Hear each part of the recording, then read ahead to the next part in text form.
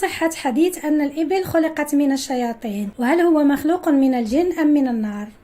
وإذا كانت كذلك فما الحكمة من ذلك؟ روى الحسن البصري رحمه الله عن عبد الله بن المغفر رضي الله عنه أن الرسول صلى الله عليه وسلم قال: صلوا في مرابض الغنم ولا تصلوا في أعطان الإبل فإنها خلقت من الشياطين. تعرف حقيقة خلق الإبل من الشياطين أو من الجن أو من النار؟ تابعوا معنا الفيديو، كما أن قناتنا تدعوكم إلى الانضمام إلى عائلتها، وذلك بالاشتراك في القناة ودعم المقطع بلايك، وشكرا للجميع. السلام عليكم محبي الإبل ومربيها الإنسانيون الحقيقيون، وتحية خاصة لملاك الإبل وتجار الإبل ورعاة الإبل وكل من يبيع ويشتري في الإبل وكل من يعشق الإبل وكل من ينظر إلى الإبل، كما قال الله سبحانه وتعالى في محكم التنزيل: بسم الله الرحمن الرحيم: أفلا ينظرون إلى الإبل كيف خلقت. ترى الأحبة الكرام، هل صحيح أن الإبل خلقت من الشياطين؟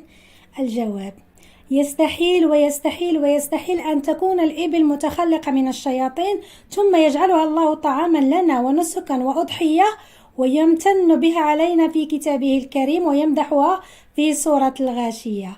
بسم الله الرحمن الرحيم: أفلا ينظرون إلى الإبل كيف خلقت. ويستحيل أن تكون الإبل خلقت من الشياطين، وكان رسول الله صلى الله عليه وسلم يصلي فوق الإبل ويصلي إليها، أي يجعلها بينه وبين القبلة، وكان يخطب عليها في الحج والعمرة والجهاد، فكيف ينهى عن الصلاة في مباركها وكيف تكون متأصلة من الشياطين؟ روي عن الحسن البصري رحمه الله عن عبد الله بن المغفر رضي الله عنه أن رسول الله صلى الله عليه وسلم قال: صلوا في مرابض الغنم ولا تصلوا في أعطان الإبل فإنها خلقت من الشياطين. معاشر الأحبة الكرام، العلة في النهي عن الصلاة في مبارك الإبل هي أن تكون قريبة من مورد الماء فتكون وسخة قذرة وأرضيتها طينية مؤذية فتتجمع فيها الجراثيم والأوساخ.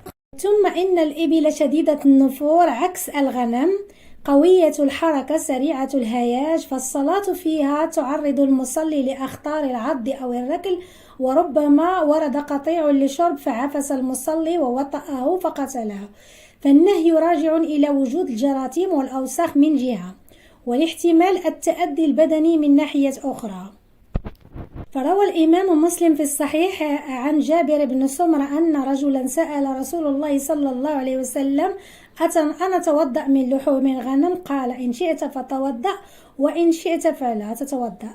قال: أتوضأ من لحوم الإبل؟ قال: نعم. فتوضأ من لحوم الإبل.